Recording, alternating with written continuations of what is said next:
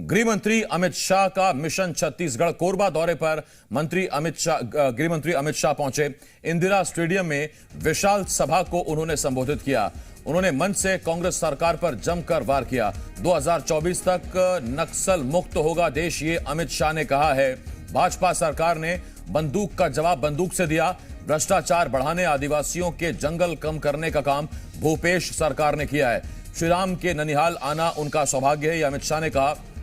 आकांक्षी जिलों में केंद्रीय योजनाओं के क्रियान्वयन की अमित शाह समीक्षा करेंगे। साथ ही बीजेपी के वरिष्ठ नेताओं से भी मुलाकात करेंगे। तो आज केंद्रीय गृह मंत्री अमित शाह छत्तीसगढ़ के कोरबा पहुंचे, जहां इंदिरा प्रियदर्शनी मैदान में उन्होंने विशाल जनसभा को संबोधित किया। इस दौरान बीजेपी के तमाम कद्दावर नेता मौजूद रहे और आकांक्षी जिलों में शुमार है कोरबा। वहां केंद्र सरकार की योजनाओं के क्रियान्वयन के बारे में समीक्षा करने पहुंचे और साथ ही बीजेपी के वरिष्ठ पदाधिकारियों से बात भी करेंगे। सत्यप्रकाश, जी मीडिया संवाददाता, इस वक्त इस बड़ी खबर पर हमारे साथ जुड़े हुए हैं। सत्या, शाह आए, जनसभा को संबोधित किया, अब आगे क्या कार्यक्रम है? पदाधिकारियों के साथ बैठक कब?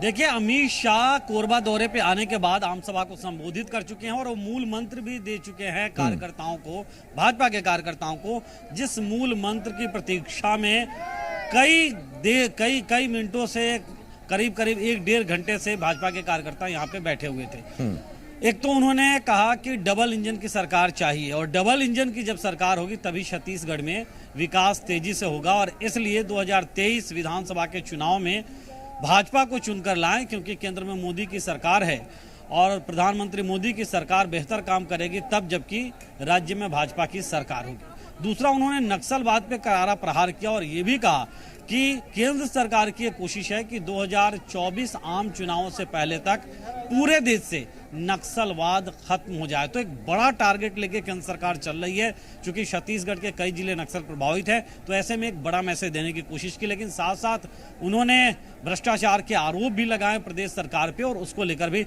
निशाना साधा। अब तब जबकि अमित शाह जो आम सभा स्थल है जहां मैं अभी मौजूद हूं, यहां से रवाना हो गए हैं। थोड़ी ही देर में वो रिसोर्ट पहुंचेंगे जहां पे कोर ग्रुप की और भाजपा के वरिष्ठ नेताओं की बैठक होने वाली है। उस बैठक में रणनीति बनाई जाएगी कि आखिर मिशन 2023 और मिशन 2024 फतह करने के लिए क्या कुछ रोड मैप रहेगा जिसपे छत्तीसगढ़ में भाजपा आगे बढ़ेगी। लेकिन उससे पहले, मतलब अब से थोड़ी ही देर में सर्वमांगला माता के मंदिर पहुंचेंगे और वहां पहुंच के वो मां का आशीर्वाद लेंगे, दर्शन करेंगे और उसके बाद फिर कोर ग्रुप की बैठक होगी और फिर रवाना हो जाएंगे केंद्रीय गृह मंत्री अमित शाह। तो कहीं ना कहीं एक तरह से कहे तो राजनीतिक तौर पे ये दौरा देखा जाना चाहिए केंद्रीय गृह मंत्री अमित शाह का, जिसमें बड़े राजनीतिक मैसेज तो उन्होंने दिया ही, साथ साथ एक रोड मैप भी खींच दिया, एक लाइन भी दे दी छत्तीसगढ़ में भाजपा के नेताओं कार्यकर्ताओं को कि आखिर चलना किस राह पे है, किस राह से सत्ता हासिल होगी। सत्या, अमित शाह का छत्तीसगढ़ पर फोकस इसलिए भी समझ जाता है क्योंकि कांग्रेस का मजबूत गढ़ छत्तीसगढ़ बनकर उभरा है। मुख्यमंत्री बघेल जहां जहां चुनाव हो रहे हैं, कांग्रेस उन्हें एक मॉडल स्टेट के तौर पर वहां प्रदर्शित कर रही है। लेकिन जब आप ये कहते हैं कि डबल इंजन की सरकार लाइए तो विकास होगा, नक्सलवाद को 24 तक खत्म कर देंगे, क्या कांग्रेस ये नहीं पूछेगी कि 2018 से पहले तो डबल इंजन की सरकार ही थी प्रदेश में 4 साल, तब नक्सलवाद क्यों नहीं खत्म हुआ?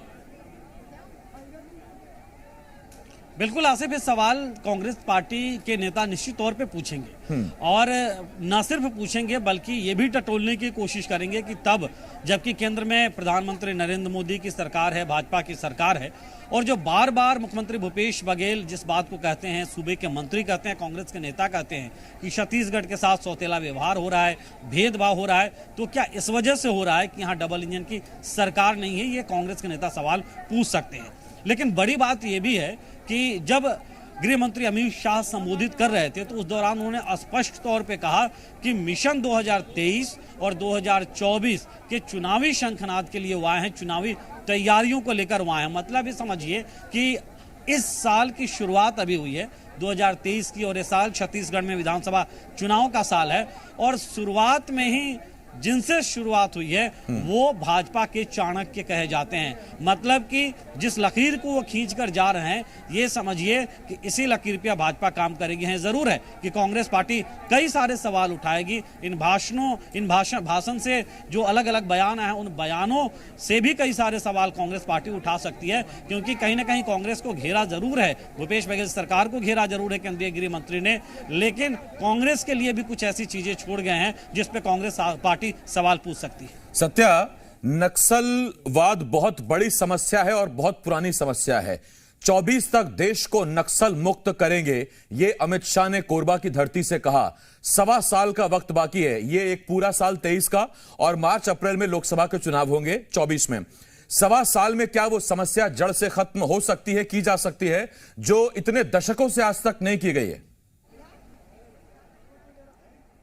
देखिए आसिफ, राज्यों की इच्छा शक्ति, केंद्र की इच्छा शक्ति अगर उस तरह से रही तो कोई बड़ी बात नहीं है, क्योंकि हमने जिस तरह से छत्तीसगढ़ में देखा है, क्योंकि आज से कुछ साल पहले तक स्थितियां ऐसी रहती थी कि महीने 2 महीने बाद एक ऐसी खबर आती थी जिस खबर के लिए हमें रायपुर से उठकर बस्तर भागना पड़ता था, और बड़ी दुखद खबर हुआ करती थी, और उसको कवर करते करते कभी लगता था कि आंसू न निकल जाए। लेकिन पिछले कुछ सालों से मैं कहूं तो एक आध घटनाएं ऐसी छोड़ दी जाए तो फिर लगभग स्थितियां जो है वो समान होती है। देखिए, हालांकि विश्लेषक अपने नजरिए से देखते हैं, कई सारे विश्लेषक कहते हैं कि नक्सली जड़ से और मजबूत हो रहे हैं और अपने संगठन को मजबूत कर रहे हैं। तो ये तो केंद्र और राज्य स्तर पर सरकारों की समीक्षा का विषय है, लेकिन है जरूर है कि इच्छा शक्ति वैसी होनी चाहिए। फिलहाल अगर छत्तीसगढ़ के लिहाज से कहे तो थोड़ी दूर की कौड़ी जरूर दिखाई देती है। अन्य कुछ राज्य ऐसे हैं जो बहुत बेहतर संभले हैं। छत्तीसगढ़ भी नक्सलवाद के मोर्चे पे संभला है, लेकिन इसके लिए बहुत बड़ी इच्छा शक्ति की जरूरत होगी, न सिर्फ केंद्र की बल्कि राज्यों को भी। और अगर 2024 आम चुनाव से पहले तक केंद्र राज्य मिलके देश भर से नक्सलवाद खत्म कर दे तो इससे सुखद और बेहतर बात क्या होगी? आसिफ, सत्या, कांग्रेस कह रही है, मुख्यमंत्री भूपेश बघेल भी कह रहे हैं कि अमित शाह का फोकस दरअसल उन सीटों पर है जो सीटें 18 में नहीं कब्जा पाए। तो ये तो कुल 14 विधायक हैं बीजेपी के, 76 सीटों पर पार्टी को फोकस करना पड़ेगा। कितनी आसान या कितनी टेढ़ी खीड़ बीजेपी के लिए 2023 के लिहाज से?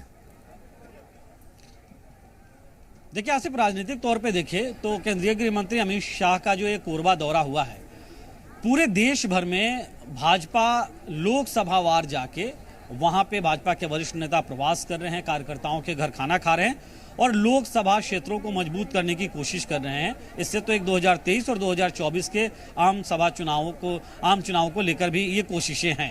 कोरबा लोकसभा क्षेत्र ऐसा है जो अभी भाजपा के कब्जे में नहीं है।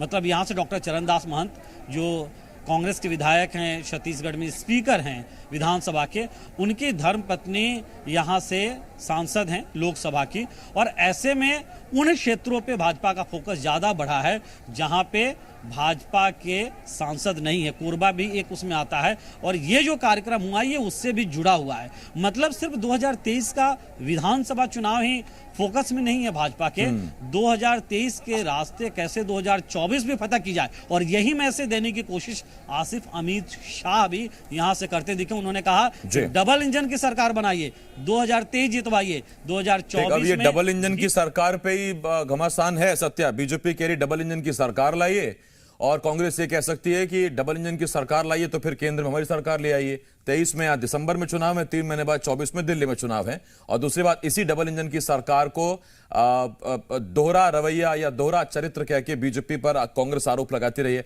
बड़ा दिलचस्प रहेगा ये देखना। बहुत धन्यवाद है सत्या, इस शाम जानकारी के लिए। सत्य प्रकाश, जी मीडिया संवाददाता कोरबा से इस वक्त हमारे साथ लाइव जुड़े हुए थे। खबरों में बने रहने के लिए आप हमारे फेसबुक, ट्विटर और इंस्टाग्राम पेज को फॉलो कर सकते हैं। लेटेस्ट अपडेट के लिए आप हमारे यूट्यूब चैनल को सब्सक्राइब भी कर सकते हैं। और हाँ, बेल आइकन पर क्लिक करना ना भूलें।